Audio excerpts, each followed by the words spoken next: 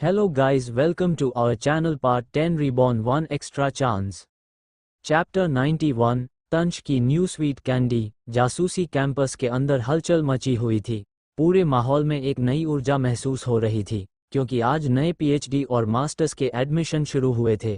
Cafeteria पहले से कहीं ज़्यादा व्यस्त था। छात्र इधर उधर घूम रहे थे और कुछ नए चेहरे पुराने दोस्तों के साथ मिक्स हो रहे थे। इसी बीच तंश, जिसने अभी अभी अपनी ग्रैंड एंट्री मारी थी, सीधे क्लास में जाने के बजाय कैफेटेरिया में आ गया। हर तरफ की निगाहें उस पर थीं, लेकिन उसके चेहरे पर जरा भी परवाह नहीं थी। वो आराम से अपने पसंदीदा कोने वाले टेबल पर जा बैठा। आज न्यू पीएचडी और मास्टर्स एडमिशन हुए थे। कॉलेज में एक जान सी दिखाई दे रही थी क्योंकि पुराने चेहरों में कुछ नए चेहरे आ गए थे। कैंटीन में आकर उन्होंने अपने कॉफ़ी ऑर्डर की लेट आने के बावजूद वेटर ने उनके टेबल पर पहले कॉफ़ी रखी और हैरानी की बात यह थी कि इस पर किसी ने कोई आपत्ति नहीं जताई। एक जूनियर स्टूडेंट ने तंश की चापलूसी करते हुए कहा, सच में कॉलेज मिस्टर हैंडसम हमको कोई मना ही नहीं कर सकता। उसकी बात पर तंश ने उसे एक नज़र देखा और उस पर से अपनी नज़र हटा ली। वही केवल ने उसकी जगह हल्का मुस्कुरा दिया। उसे पता था कि उसका दोस्त ऐसा था, निहायती घमंडी। तभी एक खूबसूरत लड़की जो कब से तंश को देख रही थी, वो अपनी रेड हाई हील्स की टक टक आवाज़ करते हुए उसके पास आती है। उसने एक शॉर्ट रेड नेट की ड्रेस पहनी थी जिसके अंदर उसने उसी कलर का वेलवेट का शेपवेयर पहना था। वो बहुत हॉट लग रही थी। उसने अपनी उंगलियों को धीमे से तंश गालों पर फिराया और एक प्यारी आवाज़ पूछा, डू यू लाइक इट? वही तंश उसे इंटेंस नज़रों के साथ घूर रहा था। वही उसके बाजू में बैठे केवल ने अपना माथा पीट लिया। तंश ने उसे थोड़ी देर बिना कुछ बोले देखा और कहा, नॉट रियली। उसकी बात सुनकर उस लड़की ने अपनी भौहें हल्की सी ऊपर चढ़ाई और उसे देखने लगी। फिर अचानक से उसने अपने अंगूठे से उसके होठों को सहलाते हुए पूछा, how are you feeling now? उसकी इस बात पर तंश ने हल्का स्मर्क दिया और उसका दूसरा हाथ पकड़कर उसके सीने पर रख दिया जो ऊपर के 2 बटन खुले होने के वजह से साफ दिख रहा था, और उसने जवाब दिया, now eat is feeling better. उसकी इस हरकत से मैं ये आजू बाजू में तमाशा देख रहे सारे लोग जो अब तक शांत थे, तंश की इस हरकत बाद जोर जोर से हूटिंग करने लगे। वाओ, ए रोमांटिक शो, कहीं और से एक और आवाज आए।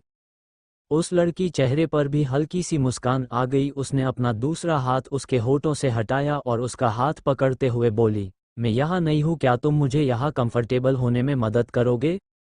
उसकी इस बात पर तंश खड़ा हुआ और उसकी कमर में हाथ डालकर उसे ले जाते हुए बोला, केवल मैं इसकी हेल्प करने जा रहा हूँ, बाद में मिलते हैं। उसकी बात केवल उसे रोकना चाहता, लेकिन वो बिना कुछ सुने वहां से निकल गया। केवल भी वहां से निकल गया, आखिर उसके पास कोई रास्ता नहीं था। वही उनके जाने बाद कैंटीन में दोनों के बारे में ही बातें हो रही थी। यार ये तंश भी ना, लड़कियां ऐसे बदलता है जैसे कपड़े। इसका घमंड जितना ज्यादा है, कैरेक्टर उतना कम।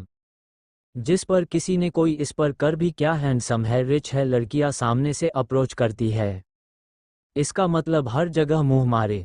तुम सही कह रही हो, देखना एक दिन उसे ऐसी लड़की जरूर मिल जाएगी जो ना उसे भाव देगी ना उसके लुक्स और पैसे को।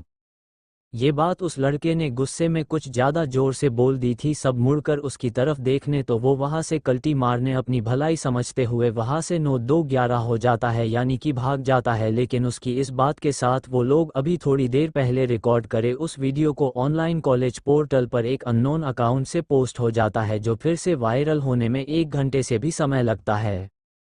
वही दूसरी ओर तंश उस लड़की को लेकर कॉलेज के थिएटर में ले गया। यहाँ कोई फंक्शन नहीं था, ना किसी प्रोग्राम की तैयारी चल रही थी, इसलिए थिएटर पूरी तरीके से खाली था। बस स्टेज पर हल्की रोशनी थी और ऑडियंस की साइड पूरी तरीके से अंधेरे में डूबी हुई थी।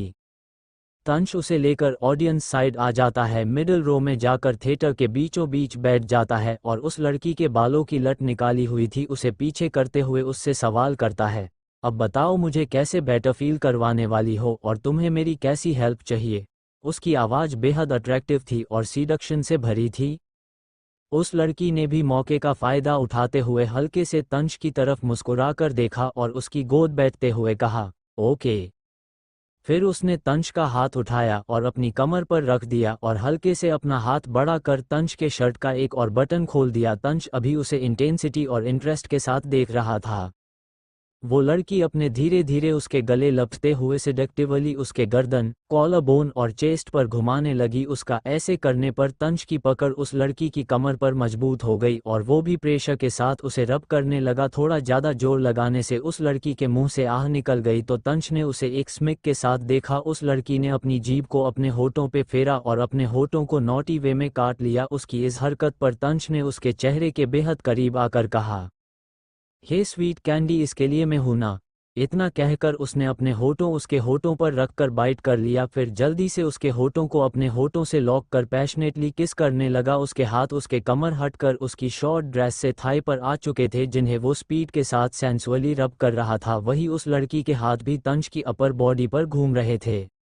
जब उसकी उन्हें सांस लेने में तकलीफ होती है तो तंश उसके होठों पर बाइट कर अपने जीभ से लिक कर छोड़ देता है। कुछ गहरी गहरी सांसें लेकर खुद को शांत करने के बाद वो अपना सर उसकी नेक में गुस्सा देता है। वही उसका हाथ ड्रेस के अंदर उसकी पिठ पर था तो दूसरा ड्रेस के ऊपर से उसके सीने पर था। वो हाशिली उसे पुश कर रहा था, गर्दन पर किस और बाइट कर रहा था। वो लड़की भी पूरी तरीके से तंश में खो चुकी थी। तंश एम you so handsome, I love you.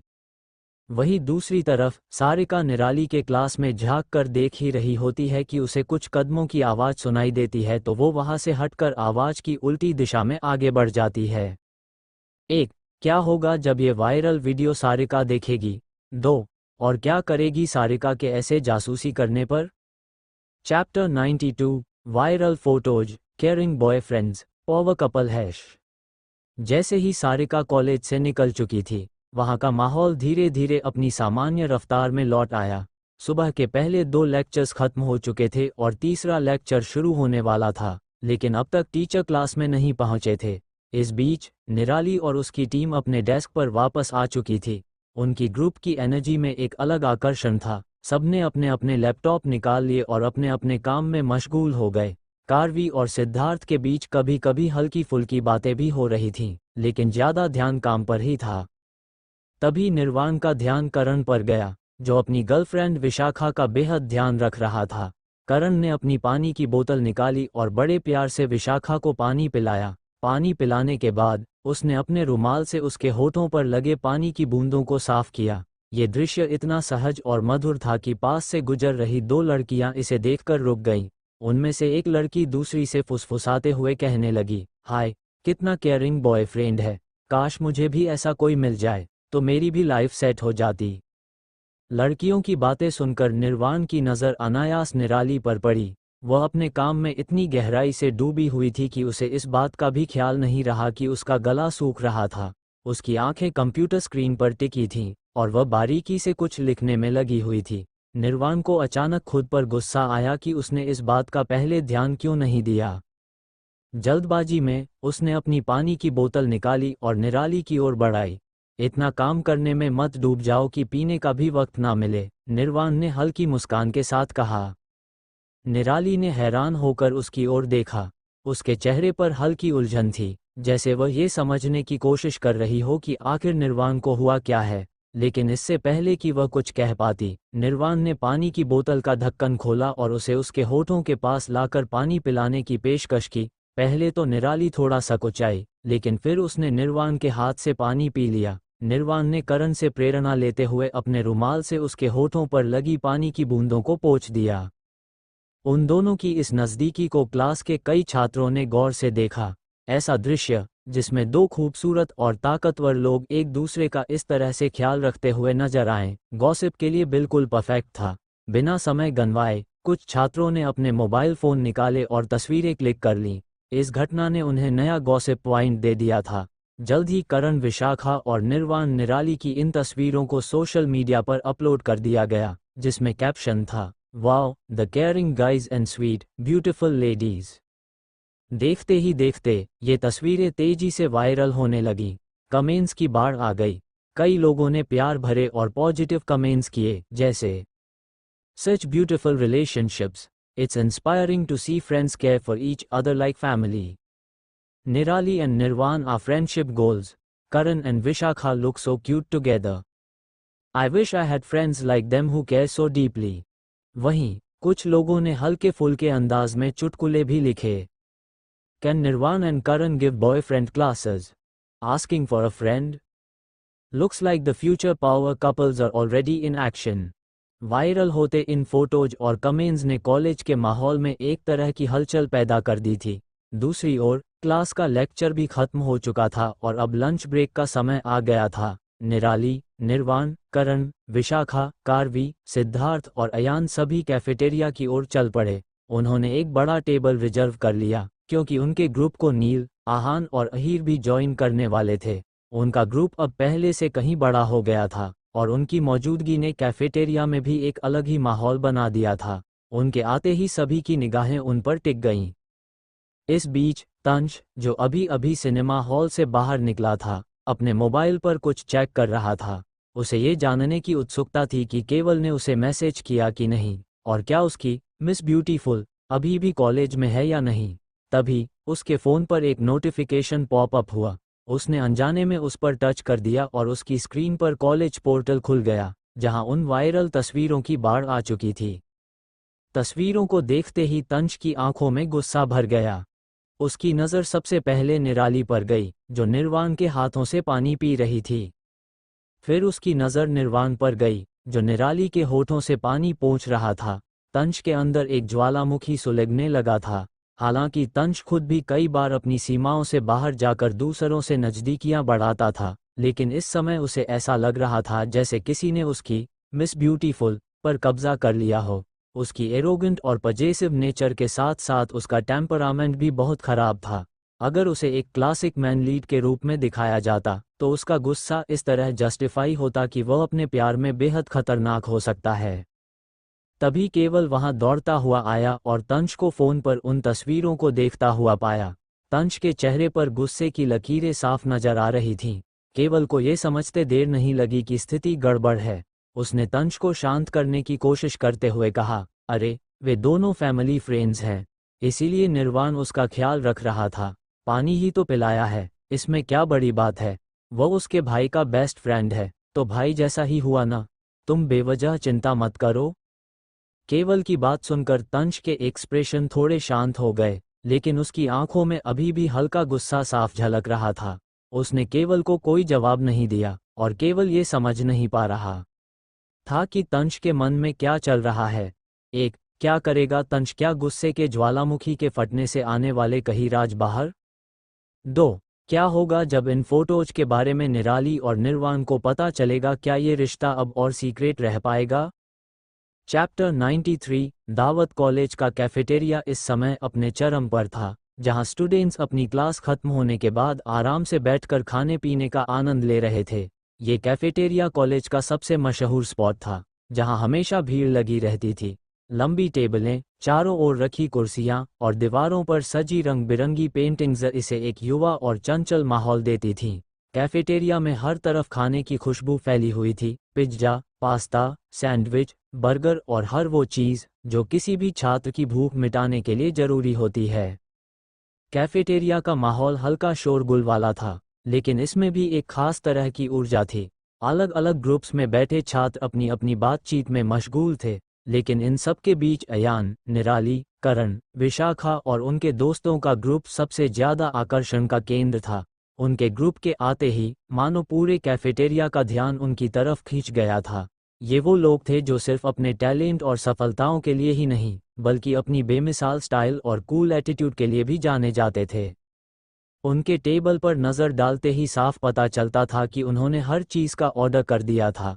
Burger, pizza, pasta, French fries, ठंडी ड्रिंक्स और बहुत सी डेसर्ट्स जैसे आइसक्रीम और ब्राउनीज का ढेर। उनकी टेबल इस समय खाने से भर चुकी थी और किसी दावत से कम नहीं लग रही थी। पास बैठी टेबल्स के स्टूडेंट्स उनकी तरफ बार बार देख रहे थे। ये ग्रुप अपनी मस्ती और बातचीत से कैफेटेरिया के बाकी स्टूडेंट्स के लिए सेंटर ऑफ अट्रैक्शन बन चुका था। आसपास बैठे कुछ स्टूडेंट्स एक दूसरे से फुसफुसा रहे थे, वो देखो, अयान भार्गव और उनकी गैंग फिर से पूरे कैफेटेरिया पर छा गए हैं। एक स्टूडेंट ने कहा। दूसरे ने जवाब दिया, हाँ, ये लोग कॉलेज के सबसे कूल लोग हैं। देखो ना, कैसे अपने स्टाइल और एटीट्यूड से सबका ध्यान खींच लेते हैं। वहीं कार्वी ने हल्के फुल्के अंदाज में कहा, इतना सारा खाना देखकर तो ऐसा लग रहा है जैसे किसी दावत का इंतजाम किया गया हो। आहान ने उसकी बात को मजेदार अंदाज में आगे बढ़ाते हुए कहा, बिल्कुल, ये तो दावत ही है, दी। कार्वी थोड़ी हैरान होते हुए बोली, और ये दावत किस खुशी में दी गई है, हमें भी तो बताओ, ताकि हम भी थोड़ा खुश हो जाएं। आहान ने जवाब दिया, ये दावत आपकी और हमारी जिंदगी में खुशियां लाने के लिए है, और कॉलेज में हमारी शानदार शुरुआत की खुशी में।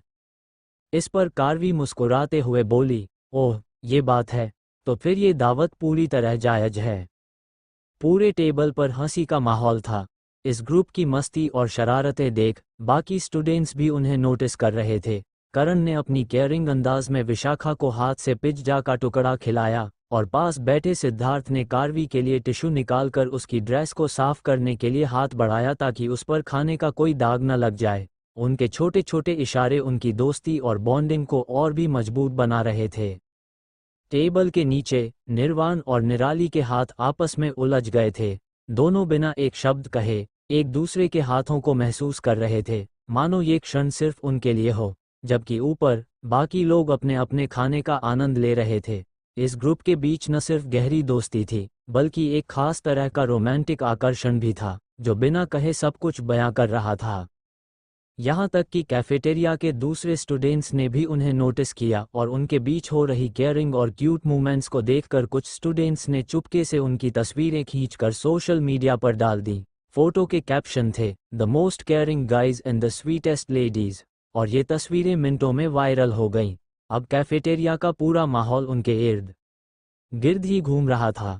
तभी तंज के मोबाइल पर फिर से एक नोटिफिकेशन फ्लैश होता है, और इस बार भी तस्वीरों में वही दृश्य था। निराली और निर्वाण को साथ बैठे देखकर तंज का गुस्सा फिर से भड़क उठा। इस बार उसे पता चल गया था कि तस्वीरें कॉलेज के कैफेटेरिया की हैं। अपने गुस्से को काबू में न कर पाते हुए तंज ने तुरंत कैफेटेरिया की तरफ रुख किया। केवल ने उसे रोकने की कोशिश की, लेकिन तंज के आक्रामक इरादों के आगे वह नाकाम रहा। केवल को यह एहसास था कि अगर तंज ने कोई गलत कदम उठाया तो हालात बहुत बिगड़ सकते हैं। उसने जल्दबाजी में तंज का पीछा करना शुरू कर दिया ताकि वह समय रहते उसे रोक सके। केवल के दिमाग में बार बार यही ख्याल आ रहा था कि तंज जो भी सोच रहा था वह निराली और उसके दोस्तों के साथ नहीं कर सकता था।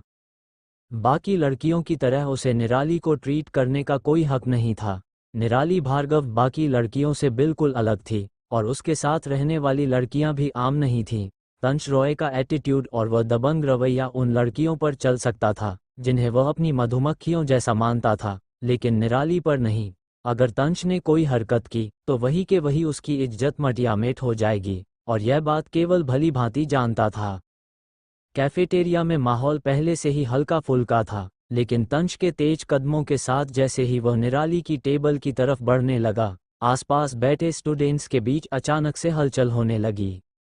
एक लड़की ने अपने दोस्त से कहा, तुम्हें क्या लगता है, इस प्लेबॉय का अगला निशाना अब निराली भार्गव होगी? उसकी बात सुनकर उसके बाजू में बैठी लड़की ने जूस का एक घूंट लिया और जवाब दिया, हाँ, ऐसा ही लगता है। आखिरकार निराली भार्गव है ही इतनी खूबसूरत। पहली लड़की ने फिर से सवाल किया, लेकिन क्या तुम सोचती हो कि निराली भी इसके लुक्स और पैसों की वजह से इस पर फिदा हो जाएगी? दूसरी लड़की ने गहरी सोच में डूबते हुए कहा, मुझे नहीं लगता। मैं निराली को अच्छे से नहीं जानती, लेकिन उससे ऐसा तो नहीं लगता। बाकी तो तंज के अप्रोच करने के बाद ही पता चलेगा कि आखिर क्या होगा। पहली लड़की ने सर हिलाते हुए कहा, तुम बिल्कुल सही कह रही हो, लेकिन अगर निराली भी इस प्लेबॉय की बातों में आ गई तो मुझे यकीन हो जाएगा कि लड़कियों में सच में समझ की कमी होती है, क्योंकि निराली जैसी परफेक्ट लड़की एक लॉयल और ईमानदार बंदा डिजर्व करती है, न कि किसी ऐसे इंसान को जो उसे धोखा दे। उनकी बातें सुनते हुए आसपास के और भी स्टूडेंट्स ने निराली और तंज के बीच होने वाले संभावित टकराव पर अपनी निगाहें जमा लीं। सबको देखना था कि आखिर ये प्लेबॉय तंज क्या कदम उठाएगा, और क्या निराली इस पर कोई प्रतिक्रिया देगी। वहीं कैफेटेरिया के स्टाफ में भी इस घटना को लेकर हलचल थी। वेटर जो ऑर्डर सर्व करने के लिए आए थे, उन्होंने भी तंज की तरफ देखा और एक दूसरे से फुसफुसाने लगे, अब देखना है कि ये कॉलेज का सबसे मशहूर प्लेबॉय इस बार क्या ड्रामा करता है। एक वेटर ने हंसते हुए कहा, यार, अगर तंज ने निराली भार्गव से पंगा लिया तो इस बार उसकी बैंड बजने वाली है। भार्गव परिवार से पंगा लेना आसान नहीं है।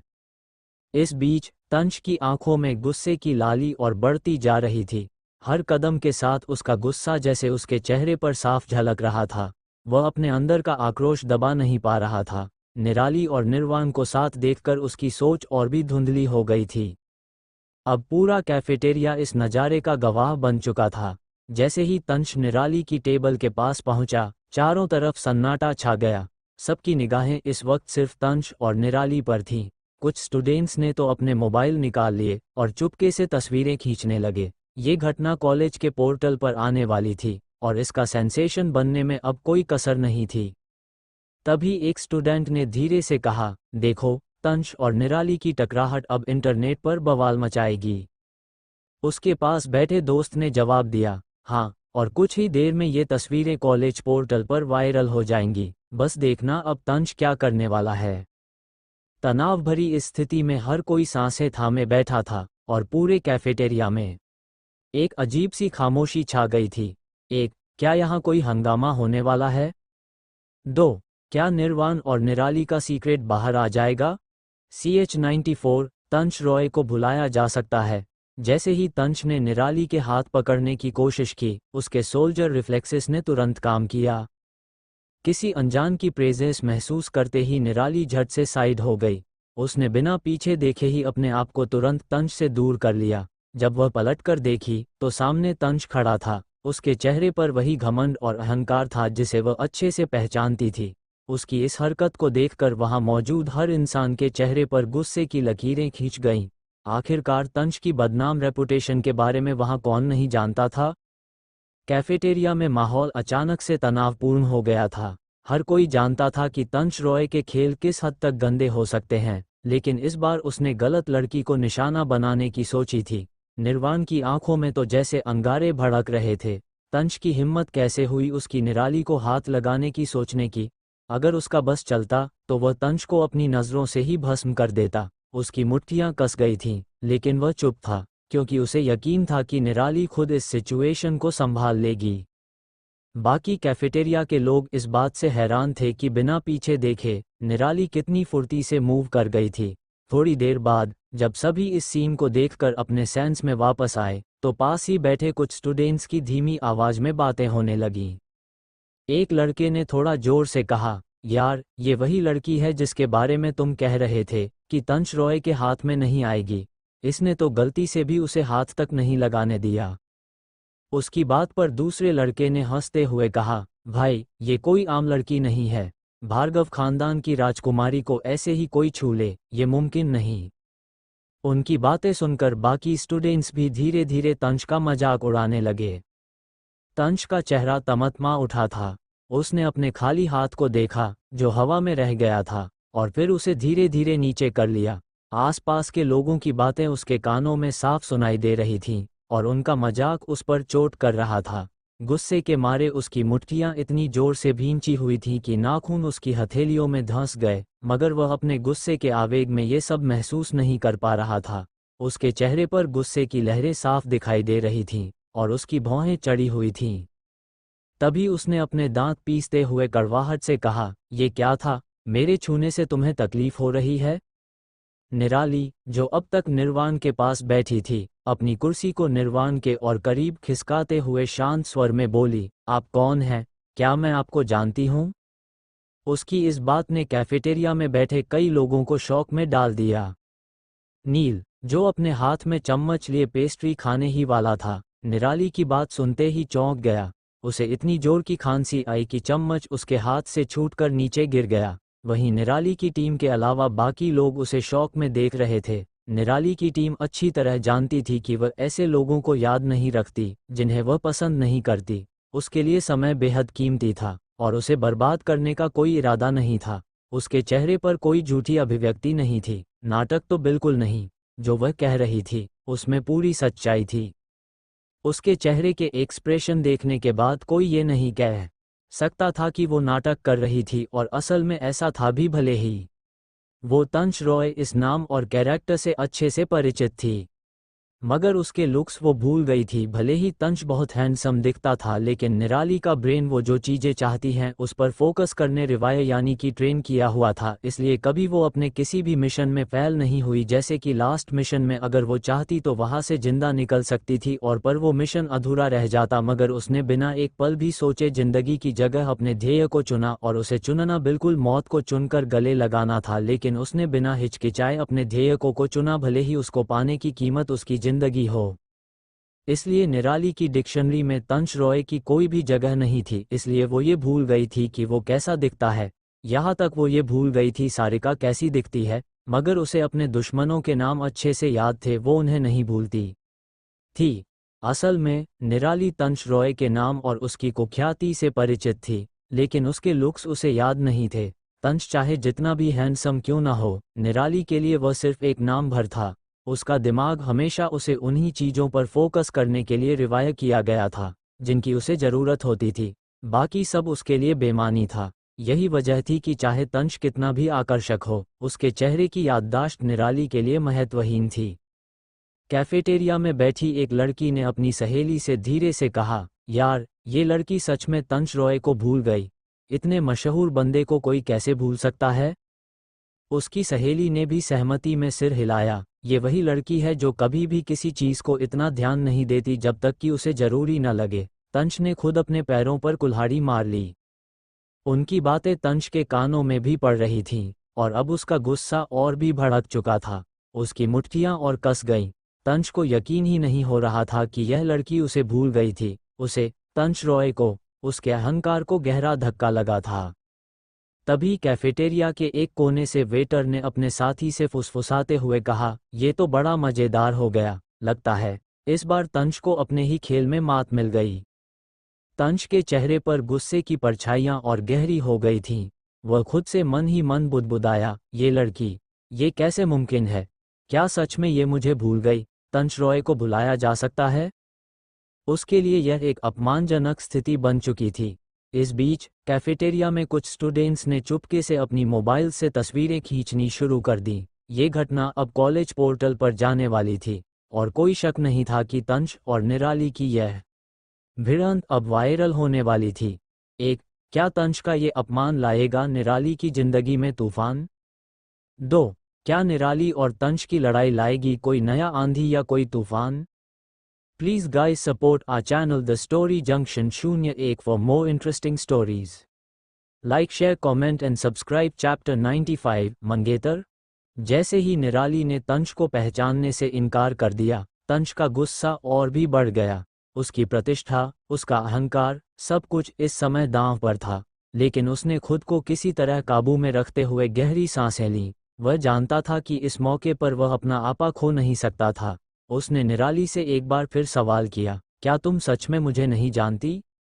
निराली ने एक पल के लिए भी बिना उसकी तरफ देखे अपने सामने रखी पास्ता की प्लेट से एक बाइट उठाते हुए कहा, नहीं। ये सुनते ही तंश का चेहरा क्रोध से लाल हो गया। निराली ने उसे न केवल नज़रअंदाज किया था, बल्कि उसने इस तरह उसकी पहचान को भी सार्वजनिक रूप से नकार दिया था। उसकी हिम्मत भी नहीं हुई यह कहने की कि वे कभी मिले थे। इस बात ने तंश को और भी गुस्से में ला दिया, क्योंकि निराली ने उसके चेहरे पर ही उसे अपमानित कर दिया था। वहीं निराली के जवाब से उसकी टेबल पर बैठे सभी लोग खुश हो गए। निर्वाण के चेहरे पर भी एक हल्की सी मुस्कान आ गई। वह प्यार भरी नज़रों से निराली को देख रहा था। उसकी गर्लफ्रेंड सबसे अलग थी। अगर वह न चाहती तो कोई भी उसके करीब आने की सोच भी नहीं सकता था। उसके साथ रहना किसी सम्मान से कम नहीं था, और यह बात निर्वाण को गर्वित कर रही थी। कैफेटेरिया में बैठे बाकी सभी लोग भी अपनी हंसी को रोक नहीं पाए। धीरे धीरे हंसी का माहौल बनने लगा। तभी एक लड़का अपने पास बैठे दूसरे लड़के से धीरे से बोला, यार मिस भार्गव कितनी क्लासी है। उसका एटीट्यूड तो जानलेवा है। उसने तो बिना कुछ कहे ही सेंट पियरे कॉलेज के सबसे हैंडसम हंक को क्लीन बोल्ड कर दिया। दूसरे लड़के ने थोड़ा उत्साह से कहा, बिल्कुल यार, आज से वो मेरी आइडल है। ऐसी लड़की को कोई कैसे हरा सकता है? उन दोनों की बात सुनकर आसपास के बाकी स्टूडेंट्स भी चुपके से हंसने लगे। तंश का मजाक उड़ना शुरू हो चुका था। उसकी पोजीशन, उसका ईगो, सब चकनाचूर होता जा रहा था। लेकिन तंश अभी भी हार मानने के मूड में नहीं था। उसने थोड़े व्यंग्यात्मक स्वर में कहा, ओह, तो तुम अपने मंगेतर को नहीं जानती? उसके इस सवाल ने पूरे कैफेटेरिया में जैसे सन्नाटा फैला दिया। पिन ड्रॉप साइलेंस हो गया। मंगेतर? ये कौन सा बम था जो तंच ने अचानक फेंक दिया था? निराली की टेबल पर बैठे सभी लोग भी एकदम कंफ्यूज हो गए। अयान, नील और निर्वाण एक दूसरे को देखने लगे। आखिर तंच किस मंगनी की बात कर रहा था? निराली ने एक पल के लिए भी तंच की तरफ देखने की जहमत नहीं उठाई। उसने मॉकटेल का गिलास उठाया, उसमें से एक घूंट लिया और ठंडे लहजे में कहा, सॉरी, रॉन्ग नंबर। ये सुनते ही पूरे कैफेटेरिया में लोगों के मुंह खुले के खुले रह गए, और फिर थोड़ी ही देर में हर किसी ने अपनी हंसी रोकने की कोशिश की, मगर नाकाम रहे। हंसी का एक जोरदार दौर चल पड़ा। ये दृश्य तंच के लिए अपमानजनक था, लेकिन वह खुद को रोक नहीं पाया। अयान, जो निराली के बगल में बैठा था, मुस्कुराते हुए उसके सिर पर हाथ फेरने लगा और मजाकिया लहजे में बोला, ओह माय प्रिंसेस, तुम्हें एहसास भी है कि तुम कितनी फनी और सेवेज हो? निराली उसकी इस हरकत से हल्का सा मुस्कुराई, फिर उसने अपनी प्लेट से पास्ता का एक बाइट लिया और अयान की तरफ बढ़ाते हुए बोली, पर भाई, मैंने न तो कोई जोक मारा और न ही कोई सेवेज रिप्लाई दिया, मैंने तो बस सच बोला है।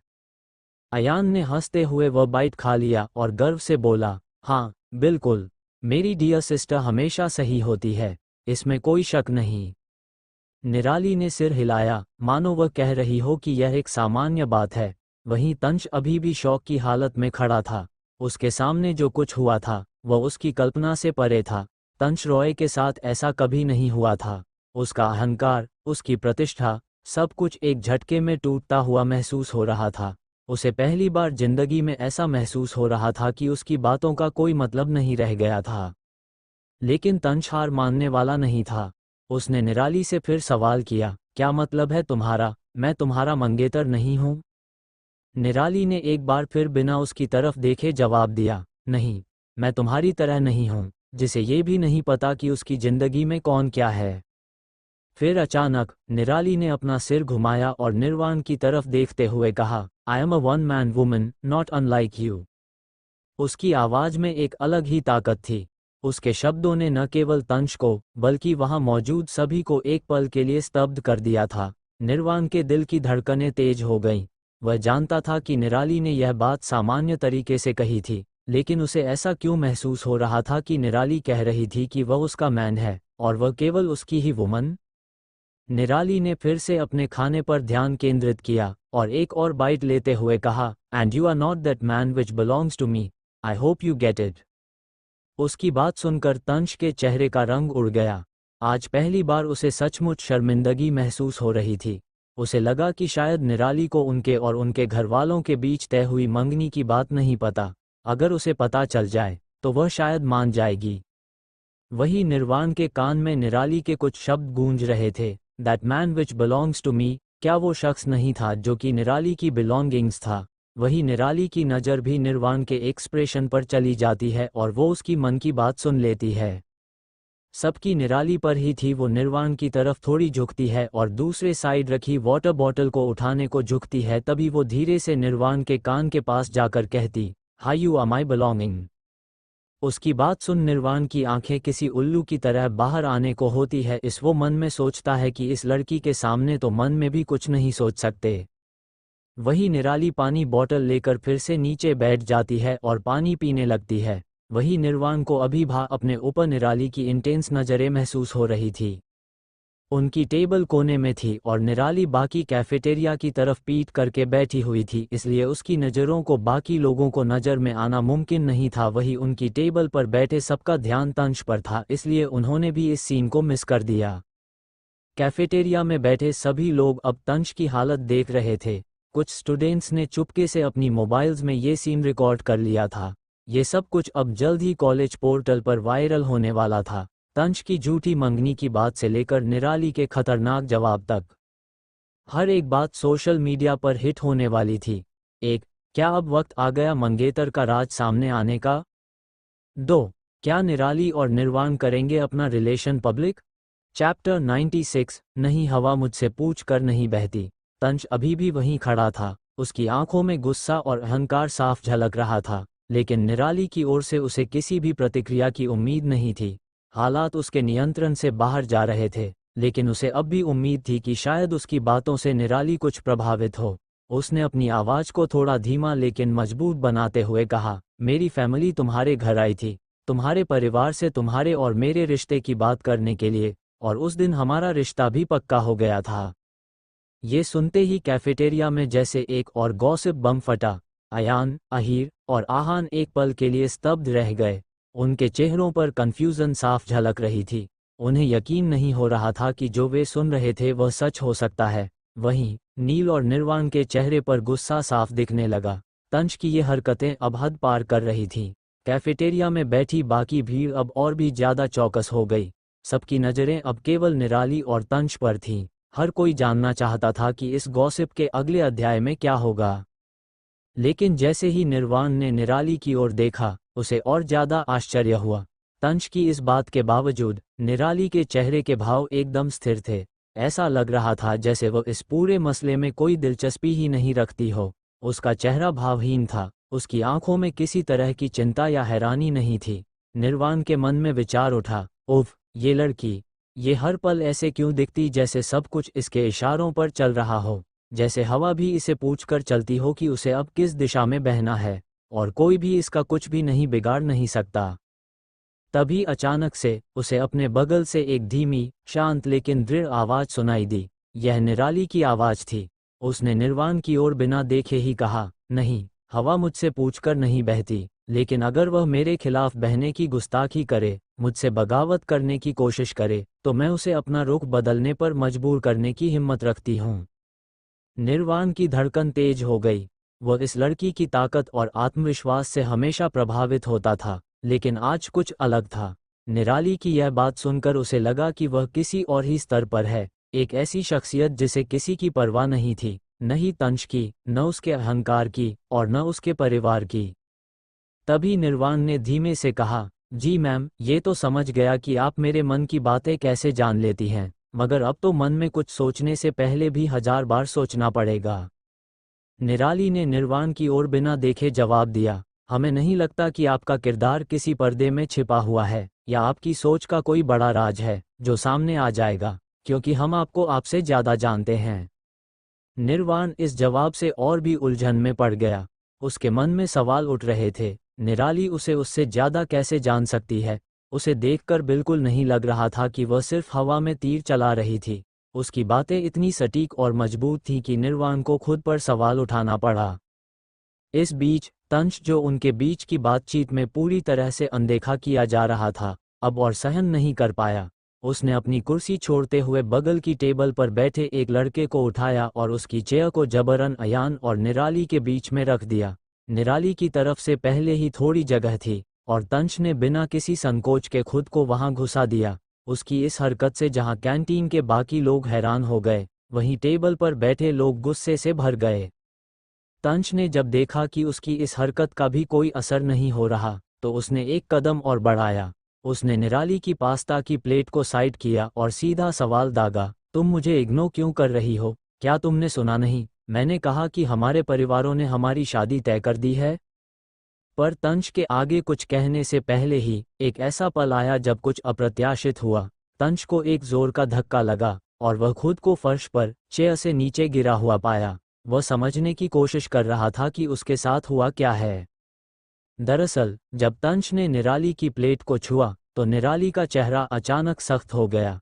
उसकी आंखों में अचानक एक ठंडक और घृणा की लहर सी उभरी। उसने बिना एक पल गंवाए चेयर को किक मारी, और तंश जमीन पर गिर पड़ा। ये सब इतना तेजी से हुआ कि किसी को ठीक से देखने का भी मौका नहीं मिला। जैसे ही तंश फर्श पर गिरा, निराली की किक से टूटी चेयर के टुकड़े आसपास बिखरे पड़े थे, लेकिन निराली वापस अपनी सामान्य मुद्रा में खड़ी हो चुकी थी, जैसे कुछ हुआ ही न हो। निराली की टीम को छोड़कर कैफेटेरिया में मौजूद सभी लोग हैरान थे। उनके चेहरे पर सवाल थे, क्या सचमुच ये सब अभी अभी हुआ? क्या ये वही निराली थी जो कुछ पल पहले पूरी शांति से अपना पास्ता खा रही थी? तभी कार्वी की आवाज पूरे समूह के कानों में गूंजती है, इसे कहते हैं ज्वालामुखी में कूदना। मुझे लगता है कि इसे मरने का बहुत शौक चढ़ा है आज, और आज ये शौक परमानेंटली उतर जाएगा। सिद्धार्थ, जो हमेशा कार्वी की बातों पर ध्यान देता था, उसकी बात पर सिर हिलाते हुए बोला, लगता तो यही है। कैंटीन में सभी की नज़रें अब निराली पर थीं। उससे एक अजीब सा डरावना ऑरा निकल रहा था, जो माहौल को और भी गंभीर बना रहा था।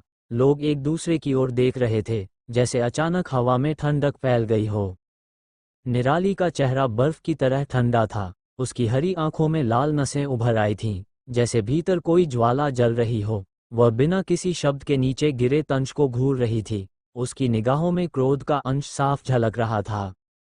तभी उसने कड़क आवाज में कहा, मिस्टर, और फिर एक पल के लिए रुकी। उसकी नज़रें सिद्धार्थ की ओर मुड़ीं। सिद्धार्थ ने तुरंत उसके इशारे को समझा और जवाब दिया, तंश रॉय, इन भार्गव बैंक्वेट, 19 दिसंबर।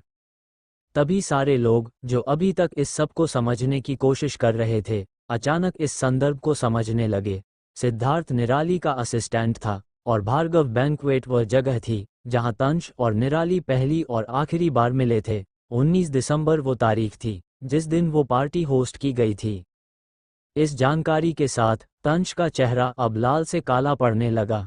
उसे अब एहसास हो गया था कि निराली ने उसे सच में नहीं पहचाना था, और उसकी यादों में उसका कोई खास महत्व नहीं था। तो उसके घरवालों ने किससे उसका रिश्ता तय कर दिया था, भले ही उसे उसकी मर्जी ना पूछी गई हो, पर रिश्ता तय होने पर भी बताया ना हो, ऐसा हो ही नहीं सकता। एक, क्या को आज तंश को पता चल जाएगा कौन है उसकी असली मंगेतर? 2, क्या होगा जब सारिका को पता चलेगा कि ये रिश्ता तंश का रिश्ता उसके लिए नहीं बल्कि निराली के लिए आया था? चैप्टर 97, खतरनाक और बेदर्द टीम। सिद्धार्थ जब तंश को उसके असली परिचय से अवगत कराता है, तो निराली बिना कोई देर किए उसकी तरफ तीखी नज़र डालती है और पूरी शांति से बोलती है, श्रीमान रॉय, हमें लगता है कि आप एक प्रतिष्ठित घराने के व्यक्ति हैं, और हमें नहीं पता कि आपको किस प्रकार की गलतफहमी है। अगर आपको कोई मानसिक दिक्कत है तो हमें खेद है, लेकिन हम आपको एक बात साफ कर सकते हैं, हम निराली भार्गव खानदान की इकलौती राजकुमारी हैं। हमारे परिवार में किसी के मर्जी के बिना किसी का रिश्ता तय कर दिया जाए, ये कोई मजाक नहीं है। निराली की बातों में वो ताकत थी जो किसी के भी मन में डर पैदा कर दे। उसके शब्द न केवल सीधा तंश को चुभ रहे थे, बल्कि पूरे माहौल को और ठंडा कर रहे थे। तंश, जो अभी तक निराली के सामने खुद को श्रेष्ठ समझ रहा था, उसे अब धीरे धीरे एहसास हो रहा था कि वह निराली को हल्के में ले रहा था। निराली ने आगे कहा, और एक पल के लिए मान भी लें कि हमारा रिश्ता तय हुआ है, तो क्या मजाक है कि हमें ही नहीं पता? आप मजाक अच्छा कर लेते हैं श्रीमान। मेरी सलाह मानिए, घर जाइए और अपने परिवार वालों से पूछिए कि आपका रिश्ता किससे तय हुआ है। मुझे लगता है अब आप अच्छे से समझ गए होंगे, क्योंकि हमें बातें दोहराने की आदत नहीं है। इतनी कठोर बातों के बाद भी निराली के चेहरे पर कोई भावनात्मक परिवर्तन नहीं था। उसके चेहरे का शांति भरा ठंडापन हर किसी को उसके प्रति और भी अधिक जागरूक कर रहा था। सिद्धार्थ, जो पहले से ही इस बात की गंभीरता को समझ चुका था, वह बिना किसी देरी के आगे बढ़ता है। उसने एक हाथ वेव किया और पास के वेटर को बुलाया। एक्सक्यूज मी, सिद्धार्थ की आवाज ने पूरे माहौल को और गंभीर कर दिया। वेटर तुरंत उसके पास आया, और अब सभी की नज़रें सिद्धार्थ पर टिक गई थीं, यहाँ तक कि तंश भी उसकी तरफ देखने लगा। पर निराली तंश के मन की बात सुन सकती थी। वो एक स्मिक के साथ ये कहती हुए अपने टैब की तरफ पलटती है, तुम मुझे अभी भी हल्के में ले रहे हो, तुम्हारी सोच भी मुझ तक पहुँचे इतनी दूर जाने के काबिल नहीं है। उसकी बात सुन तंश हक्का बक्का रह जाती है। उसे कैसे पता चला कि वो क्या सोच रहा? नहीं, शायद उसने सोचा होगा कि मुझे ऐसा लगता होगा। निराली अब भी उसकी मन की बातें सुन सकती थी, मगर उसने कुछ एक्सप्लेन करना जरूरी नहीं समझा। वेटर के पास आते ही सिद्धार्थ ने पास्ता की प्लेट की तरफ इशारा करते हुए कहा, क्या ये पास्ता यहाँ से ले जा सकते हो? ये अब वो नहीं खाने वाली, और ये बस यूं ही जगह घेर रहा है। सिद्धार्थ की इस बात पर वहां मौजूद हर कोई दंग रह गया था। कोई भी जिसके पास थोड़ा सा दिमाग है वो ये समझ सकता था कि उस प्लेट को तंश ने छुआ, इसलिए अब वो उसे हाथ नहीं लगाएगी। और इसलिए सिद्धार्थ को इतने बेबाकी कहते हुए सुन उन्हें भी एहसास हो गया था कि निराली और उसकी टीम जितनी शांत, सभ्य और खूबसूरत दिखती थी, उतनी ही खतरनाक और बेदर्द भी थी। वहीं तंश की बेशर्मी और बेइज्जती की हद अब चरम पर थी। वह अपनी हार मानने को तैयार नहीं था, लेकिन ये सब उसके अहंकार पर भारी पड़ रहा था। तभी केवल, जो अब तक थोड़ी दूरी से सब कुछ देख रहा था, तेजी से तंश की तरफ बढ़ा और उसे उठने में मदद की। केवल ने तंश को उठाते हुए गुस्से में दांत भींचे और सिद्धार्थ की ओर घूरते हुए बोला, तुम अपनी हदें पार कर रहे हो। लेकिन सिद्धार्थ ने उसकी तरफ देखना तक जरूरी नहीं समझा। उसने अपने पास रखी मटका कुल्फी उठाई और निर्वाण की तरफ बढ़ाते हुए कहा, ये लो। निर्वाण ने कुल्फी लेते हुए थोड़ी उलझन में सिद्धार्थ की ओर देखा, मानो पूछना चाहता हो कि ये किस लिए है। वहीं करण अचानक हंसने लगा। उसे यूं हंसते देख केवल ने सवाल किया, अब तुम्हें क्या हुआ, मैंने कोई मजाक किया क्या? करण ने हल्के से मुस्कुराते हुए जवाब दिया, बिल्कुल, ये किसी मजाक से कम नहीं था। अभी तक तुमने हमारी हदें देखी ही कहाँ हैं। जिस दिन देखोगे उस दिन या तो खुद को किसी से छुपा लोगे या फिर हमें कभी नहीं देखोगे। करण की आवाज में इतनी ठंडक और धमकी थी कि तंश और केवल के चेहरे सफेद पड़ने लगे। केवल और तंश के चेहरों पर हल्की पसीने की बूंदें झलकने लगीं। तंश को अब ये बात पूरी तरह समझ में आ गई थी कि वह गलत लोगों से भिड़ गया था। इतने सारे इम्पोर्टेंट लोगों को नाराज करना उसकी फैमिली और बिजनेस के लिए अच्छा नहीं होने वाला था। जहां सूर्यवंशी ब्रदर्स अयान, अहीर और आहान भी करण की इस टोन से थोड़ा चौंक गए, वहीं उन्हें ये देखकर भी आश्चर्य हुआ कि करण की यह साइड इतनी खतरनाक हो सकती है। वे इसे अपने दोस्त की सामान्य छवि से बिल्कुल उलट मान रहे थे। निराली की टीम को इस बात से कोई फर्क नहीं पड़ा। वे सभी पहले की तरह शांत और संयमित बैठे रहे। सिद्धार्थ ने निर्वाण को कुल्फी पकड़ाते हुए कहा, निराली का मूड ठंडा करने के लिए। अब निर्वाण को समझ में आ गया कि ये कुल्फी क्यों दी गई थी। यह एक छोटा सा इशारा था कि निराली के गुस्से को ठंडा करने के लिए कुछ ठंडा चाहिए। वह मन ही मन मुस्कुराया और सोचा, सच में निराली के दोस्त कितने अच्छे और समझदार थे। वो उसे बेहद अच्छे से जानते, उसे क्या कब चाहिए ये उसे बताने की भी जरूरत नहीं होती। शायद यही फर्क है दोस्त और पैसों के लिए काम करने वाले सेक्रेटरी में। मगर उससे भी अच्छा था कि वो निराली के लिए पॉजिटिव होकर उसे मुझसे दूर नहीं कर रहे, बल्कि निराली के फैसले का सम्मान करते हुए उन दोनों के रिश्ते को मजबूत करने के लिए बिना कहे मदद कर रहे थे। __1 क्या ये झगड़ा लेने वाला है कोई बड़ा रूप? 2 क्या भार्गव परिवार और रॉय परिवार के बीच के रिश्ते वैसे ही कायम रहेंगे? 3 क्या तंश अभी सारिका के साथ रिश्ते में रहेगा या नहीं? चैप्टर 98 सारिका की नफरत। निर्वाण के मन में निराली और उसके दोस्तों को देखकर हल्की सी मुस्कान छा गई। वह मन ही मन खुद से कहता, मेरी बेबी की चॉइस तो कमाल की है। उसने धीरे से निराली का हाथ थामा और उसे कुर्सी पर बैठाते हुए कुल्फी खिलाने के लिए अपने हाथ आगे बढ़ाए। निराली, जो थोड़ी देर पहले तंश की हरकतों पर गुस्से से उबल रही थी, निर्वाण की ओर देखा। उसकी आंखों में थोड़ी नरमी आई और वो खुद को शांत करते हुए एक पल के लिए ठिठक गई। निर्वाण के हाथों में कुल्फी को देखते हुए वह थोड़ी मुस्कुराई और फिर उसकी ओर झुककर एक चम्मच कुल्फी खा ली। तभी तंश, जो अब तक हालात को संभालने की कोशिश कर रहा था, अपनी कंफ्यूजन और हार से निराश होकर वहां से चुपचाप निकल गया। उसकी अजीब हरकतों और बेइज्जती के बाद वह और वहां रहने की हिम्मत नहीं जुटा पाया। कैंटीन में मौजूद बाकी लोग भी कंफ्यूज थे। वे सब इंतजार कर रहे थे कि आखिर क्लाइमैक्स क्या होगा, लेकिन तंश को इस तरह बीच में जाते देख उन्हें थोड़ी निराशा हुई। टेबल पर बैठे अयान, अहीर, आहान और नील भी पूरी तरह से भ्रमित थे। सबसे ज्यादा कंफ्यूजन में नील था। वह बार बार निराली और निर्वाण की ओर देख रहा था, जो ऐसे पेश आ रहे थे मानो कुछ हुआ ही न हो।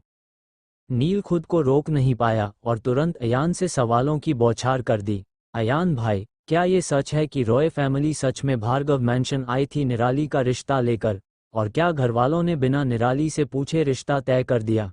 वो लोग ऐसा कैसे कर सकते हैं, वो भी ये जानते हुए कि तंश कैसा लड़का है? मुझे आप लोगों से ये उम्मीद नहीं थी। आप कुछ करते क्यों नहीं, और आप अब तक कुछ बोल क्यों नहीं रहे? नील के नॉन-स्टॉप सवाल सुनकर सब हैरानी से उसकी ओर देख रहे थे। अहीर, जो अब तक आराम से खा रहा था, उसने भी रुककर नील की तरफ देखा। वहीं निर्वाण ने सिर हिलाते हुए हल्की सी मुस्कान के साथ मन ही मन सोचा, ये तो इसका रोज का है, इसे आदत हो गई है।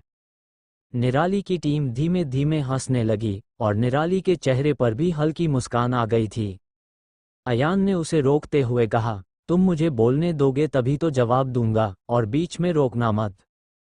नील ने सिर हिलाकर हामी भरी और फिर अयान ने कहा, रॉय फैमिली घर आई थी तंश का रिश्ता लेकर, लेकिन ये रिश्ता किसके लिए था? ये पूछने पर उन्होंने साफ साफ कहा था कि रिश्ता सारिका के लिए है, और हाँ, सारिका ने हामी भर दी थी, इसलिए दादाजी ने मना नहीं किया। तो सारिका का रिश्ता तंज से तय हुआ था, लेकिन आज तंज की बातें सुनकर लगता है कि उसे ये भ्रम हो गया है कि उसका रिश्ता निराली से तय हुआ है। अयान की इस बात से सबको स्थिति समझ में आ गई।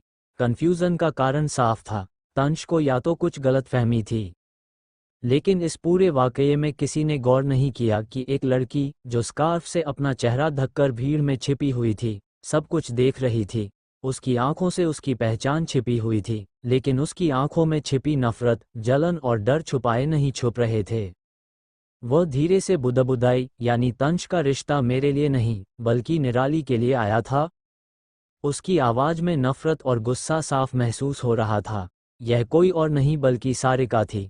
जब से तंज कॉलेज आया था, सारिका उसकी हर हरकत पर नजर रखे हुए थी, खासकर ऑनलाइन अपडेट्स के जरिए। तंज की एंट्री, उसका एक अनजान लड़की के साथ फ्लर्ट करना और फिर निराली के पास जाना, ये सब देखकर सारिका के दिल में जलन और जलन की लपटें उठ रही थीं।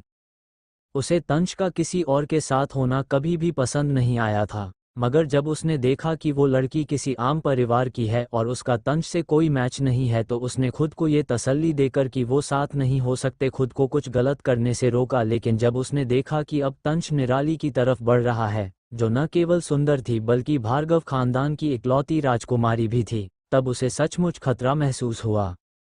यही वजह थी कि वह बिना सोचे समझे जल्दी से कैंटीन पहुंच गई थी, वरना वो ऐसा नहीं करती। इसकी सबसे बड़ी वजह ये थी कि वो अपनी भार्गव खानदान जुड़ी आइडेंटिटी रिवील नहीं कर सकती थी, क्योंकि भार्गव खानदान के नियमों अनुसार अगर बिना किसी महत्वपूर्ण कारण के अगर कोई इंसान जिसे भार्गव परिवार की पहचान ना मिली हो खुद को गोपनीय रखने में असमर्थ रहा, तो उसे कभी भार्गव परिवार के तौर पहचान नहीं मिलेगी। और ये सारे नियम बरसों चले आ रहे थे, जिनमें बदलाव की कोई जगह नहीं थी। जब से नियम बनाए गए हैं तब से लेकर आज तक कभी बदले नहीं थे। उसने सोचा उसे जल्द से जल्द कुछ अच्छा काम ढूंढना होगा, वरना इसी तरह गुमनाम रहना पड़ेगा।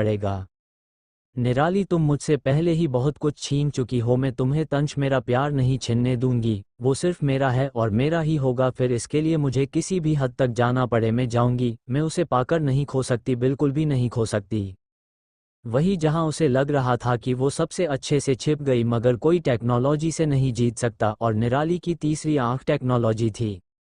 लावना ने सारिका की प्रेजेंस डिटेक्ट कर ली थी और उसके यहाँ से आने से लेकर जाने तक उसकी हरकतों पर नज़र रखी और उसका डेटा भी सेव कर लिया। ये सब करने के लिए उसमें कोडिंग की गई थी, क्योंकि निराली का मानना था कि हर तरह के दुश्मन से खतरनाक अपनों के बीच पलने वाले जहरीले कीड़े होते हैं जो मौका मिलते ही डस लेते हैं। अब सवाल उठते हैं। 1. क्या तंज सच में निराली से रिश्ता तय होने के बारे में भ्रमित था, या उसने जानबूझकर यह अफवाह फैलाई थी? 2. क्या सारिका अपनी जलन और नफरत की वजह से आगे कुछ ऐसा करेगी जिससे तंज और निराली के बीच दरार आएगी? 3. क्या निराली के दोस्त उसकी मदद के लिए आगे बढ़ेंगे जब ये सारी सच्चाई सामने आएगी? 4. तंज के जाने के बाद क्या वह अपनी गलती समझेगा या अपनी हार का बदला लेने की योजना बनाएगा?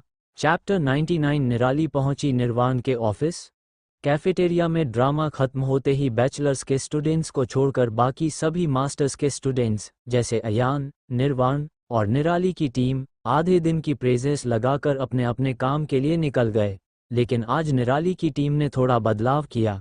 आमतौर पर करण और कार्वी एक साथ जाते थे, जबकि सिद्धार्थ, विशाखा और निराली साथ जाते थे, मगर आज ये सभी चारों साथ गए क्योंकि यह उनके डियर बॉस यानी निराली का आदेश था। अयान अपनी गाड़ी से निकल चुका था, अब केवल निराली और निर्वाण बचे थे। निर्वाण ने सोचा कि शायद वो दोनों अलग अलग जाएंगे, लेकिन उसके दिल में निराली को छोड़कर जाने का बिल्कुल मन नहीं था। उसे फुर्सत के कुछ लम्हे चुराने का ख्याल आ रहा था, जिसमें वह अपनी धड़कनों की ताल निराली के साथ मिलाना चाहता था। वो अभी यही सोच ही रहा था कि तभी अचानक निराली की आवाज ने उसकी तंद्रा तोड़ी। तो क्या दिए आपको कुछ फुर्सत के लम्हे? निर्वाण चौंकते हुए बोला, मतलब? निराली ने हल्की मुस्कान के साथ सिर हिलाया और बोली, मतलब हम साथ चल रहे हैं। इतना कहकर उसने निर्वाण की कार का दरवाज़ा खोला और उसमें बैठ गई। निर्वाण थोड़ी देर के लिए वहीं सरप्राइज में खड़ा रह गया, फिर एक खुशी की लहर उसके चेहरे पर दौड़ी और वह तुरंत जाकर ड्राइविंग सीट पर बैठ गया। गाड़ी स्टार्ट करते हुए उसने हल्के से मुस्कान के साथ निराली की ओर देखा और पूछा, हमारे ऑफिस चलें? आपने अभी तक हमारा ऑफिस देखा नहीं है, राजकुमारी। निराली ने धीरे से सिर हिलाया और कहा, जी, हम आपका ऑफिस जरूर देखना चाहेंगे। इतना कहकर वह खामोश हो गई। गाड़ी में सन्नाटा था, लेकिन वह सन्नाटा ऑकवर्ड नहीं था। दोनों के बीच एक सुकून भरी खामोशी थी और दोनों एक दूसरे के साथ होने की खुशी महसूस कर रहे थे। कुछ ही देर में वे सूर्यवंशी ग्रुप ऑफ इंडस्ट्रीज की मेन बिल्डिंग के सामने आकर रुके। दोनों ने एक साथ बिल्डिंग में प्रवेश किया। उनके चेहरे मास्क से ढके हुए थे, फिर भी एम्प्लॉइज ने उन्हें पहचान लिया। अब ये चर्चा का विषय बन गया कि यह लड़की कौन है जो उनके बॉस के साथ आई है। कुछ सोच रहे थे कि वह कोई बिजनेस पार्टनर होगी, तो कुछ मान रहे थे कि शायद वह कोई महत्वपूर्ण क्लाइंट हो। मगर जब दोनों को प्राइवेट लिफ्ट में जाते देखा गया, जो केवल निर्वाण और कंपनी के कुछ खास लोग ही इस्तेमाल कर सकते थे, तब कयासों का बाजार और गर्मा गया। अब हर कोई मानने लगा था कि यह लड़की निर्वाण के लिए कुछ खास है, क्योंकि किसी और को उस लिफ्ट का इस्तेमाल करने की अनुमति नहीं थी। थोड़ी देर बाद जब वे दोनों निर्वाण के केबिन में पहुंचे, तो निराली ने महसूस किया कि केबिन न केवल बड़ा और लग्जरियस था, बल्कि बेहद नीट और क्लीन भी था। पूरे कमरे में लवेंडर की हल्की खुशबू फैली हुई थी, जो माहौल को और भी सुकून भरा बना रही थी। टेबल पर 2 कॉफ़ी मग रखे हुए थे और वास में ताजे फूल, जो निराली के पसंदीदा थे, सजे हुए थे। ये देखकर निराली के चेहरे पर एक हल्की सी मुस्कान आ गई, लेकिन वह कुछ नहीं बोली। निर्वाण ने हल्के से हिचकिचाते हुए पूछा, तो कैसा लगा आपको हमारा ऑफिस, राजकुमारी? हालांकि केबिन काफी बड़ा और शानदार था, लेकिन वह निराली के ऑफिस की तुलना में कहीं छोटा था। निराली के ऑफिस का डिजाइन और वैभव ऐसा था कि ये ऑफिस उसका केवल 30% भी नहीं हो सकता था। आखिर निराली फ्यूचर जे की हेड थी और उसका स्टैंडर्ड बहुत ऊंचा था। निर्वाण को थोड़ा नर्वस महसूस हुआ कि शायद निराली को उसका ऑफिस पसंद न आए, लेकिन निराली मुस्कुराते हुए बोली, काफी अच्छा है, नीट, क्लीन, लेकिन थोड़ा रोमांटिक भी है। ऐसा क्यों? निराली की इस आखिरी बात पर निर्वाण थोड़े असहज हो गए। उसे समझ में नहीं आया कि वह क्या जवाब दे। असल में उसने यहाँ आते वक्त अपने असिस्टेंट को मैसेज कर कहा था कि वह केबिन को अच्छे से साफ करवा दे और ऐसा तैयार करवा दे कि निराली को पसंद आए, लेकिन वह ये बात कैसे बताता? दरअसल उसने अपने असिस्टेंट को लिफ्ट में ही एक छोटा सा मैसेज भेजा था, केबिन नीट और टाइड रखो और लवेंडर की हल्की खुशबू फैलाने के लिए कहो, फ्लावर्स भी रखवा देना, वह पसंद करती है। उसका असिस्टेंट जल्दी से जवाब भेजते हुए बोला, सारा काम हो गया है सर, आपकी लेडी बॉस को सब पसंद आएगा। ये सोचते हुए निर्वाण मुस्कुराया, लेकिन अभी भी कुछ झिझक थी कि यह सब कैसे बताऊं। निराली उसकी असहजता को भांप चुकी थी और मन ही मन मुस्कुरा रही थी। उसे निर्वाण की यह बात बहुत प्यारी लग रही थी कि वह छोटी छोटी चीज़ों का ध्यान रखता है, और इसी वजह से वह उसके प्रति और भी आकर्षित हो रही थी। निर्वाण ने अपनी झिझक को थोड़ा काबू में करते हुए निराली को सोफे पर बैठने का इशारा किया। आराम से बैठो, राजकुमारी, कॉफ़ी मंगवाऊं या कुछ और? उसने पूछा। निराली ने धीरे से सिर हिलाते हुए कहा, नहीं, फिलहाल कुछ नहीं चाहिए, बस तुम्हारे साथ ये पल बिताना चाहती हूँ। ये सुनकर निर्वाण के चेहरे पर एक गहरी मुस्कान फैल गई। वह अपने दिल की धड़कनें तेज महसूस कर रहा था। उसने गहरी सांस ली और अपने ऑफिस के इंटीरियर की तरफ इशारा करते हुए कहा, यहाँ सब तुम्हारे लिए ही है। निराली ने उसकी बात सुनते हुए चारों ओर नजर दौड़ाई। ऑफिस में आधुनिक आर्टवर्क था। दीवारों पर हल्के रंगों की पेंटिंग्स सजी थीं। एक कोने में एक छोटी सी बुकशेल्फ थी, जहां बिजनेस और लीडरशिप से जुड़ी किताबें रखी थीं। उसके केबिन में एक बड़ी खिड़की थी, जिससे शहर का सुंदर नज़ारा दिखता था। कमरे में रखी हर चीज से यह साफ पता चलता था कि निर्वाण न केवल एक व्यवस्थित इंसान था, बल्कि उसे एस्थेटिक्स की भी अच्छी समझ थी। वहीं दूसरी ओर कंपनी के कुछ एम्प्लॉइज अभी भी आपस में चर्चा कर रहे थे, ये लड़की कौन हो सकती है? क्या वह बॉस की गर्लफ्रेंड है? नहीं, शायद कोई बड़ी बिजनेस पर्सन होगी, एक और एम्प्लॉई ने कहा। लेकिन जब उन्होंने दोनों को प्राइवेट लिफ्ट से जाते देखा था, तो उन्हें लगने लगा था कि मामला थोड़ा पर्सनल ही है। केबिन के अंदर का माहौल अब पूरी तरह से शांत और सुकून भरा था। दोनों के बीच की यह खामोशी किसी भी तरह से असहज नहीं थी, बल्कि यह उन पलों की शांति थी जब शब्दों की जरूरत नहीं। होती, बस एक दूसरे की उपस्थिति ही सब कुछ कह देती है। 1. क्या ऑफिस में पता चल जाएगा निराली और निर्वाण के रिश्ते के बारे में? 2. और क्या निराली की टीम और खास करके उसके भाई अयान को पता चल गया है निराली और निर्वाण के सीक्रेट के बारे में? Chapter 100 romance. निराली इस वक्त निर्वाण के ऑफिस में मौजूद थी। ये ऑफिस बेहद खूबसूरती से सजाया गया था, बिल्कुल वैसे ही जैसे निराली को पसंद था। मिनिमलिस्टिक लेकिन क्लासिक। दीवारों पर हल्के सफ़ेद और ग्रे रंगों का कॉम्बिनेशन था और हर कोने में स्टाइलिश फर्नीचर सलीके से रखा हुआ था।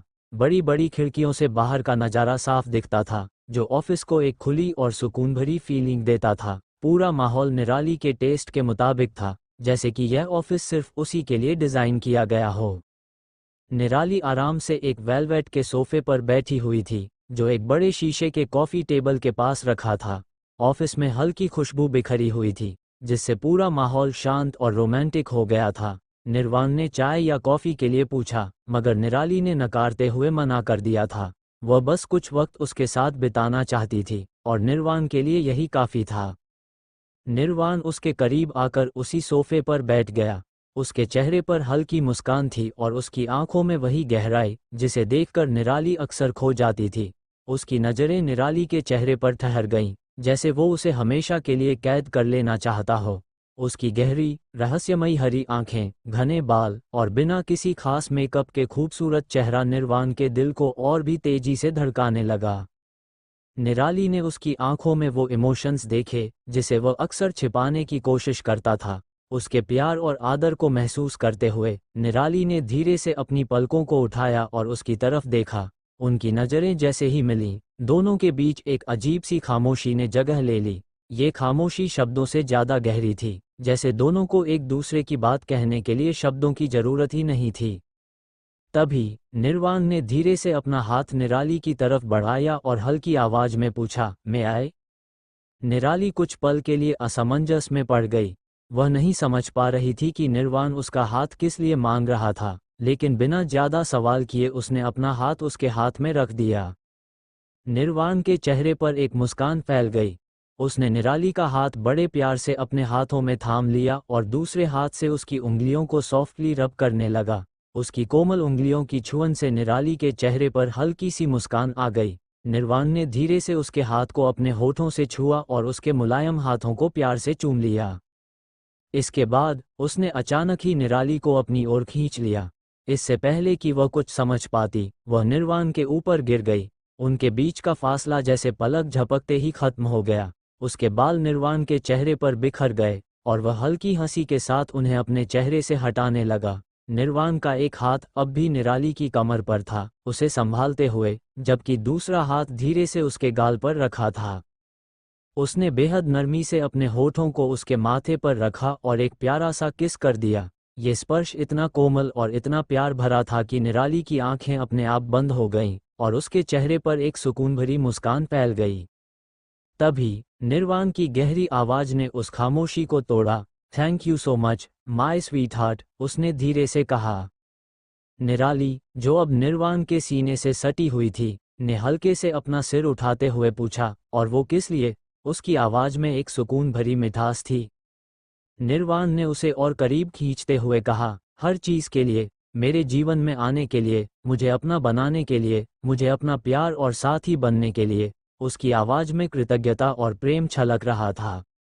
निराली ने प्यार से मुस्कुराते हुए उसके गाल पर एक प्यारी सी किस दी और धीरे से कहा, मी टू। उसके इस इमोशनल रिस्पॉन्स पर निर्वाण एक पल के लिए ठहर गया। उसे कुछ समझ नहीं आया कि निराली ने ऐसा क्यों कहा, लेकिन तुरंत ही उसे एहसास हुआ कि वह भी उसके जीवन में आने के लिए खुद को भाग्यशाली मानती है। उसकी आंखों में खुशी चमकने लगी। निर्वाण ने प्यार से उसके बालों को सहलाते हुए अपना सिर निराली के सिर से टिका दिया। आई लव यू, उसने धीमी मगर गहरी आवाज में कहा।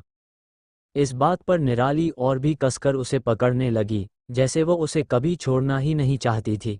उसने अपनी पलकों को धीरे से खोला और निर्वाण को देखा। कुछ ही पलों के बाद उसके चेहरे पर एक हल्की मुस्कान फैली और उसने जवाब दिया, आई लव यू टू निर। उसके इन शब्दों ने निर्वाण के दिल को और भी खुशी से भर दिया।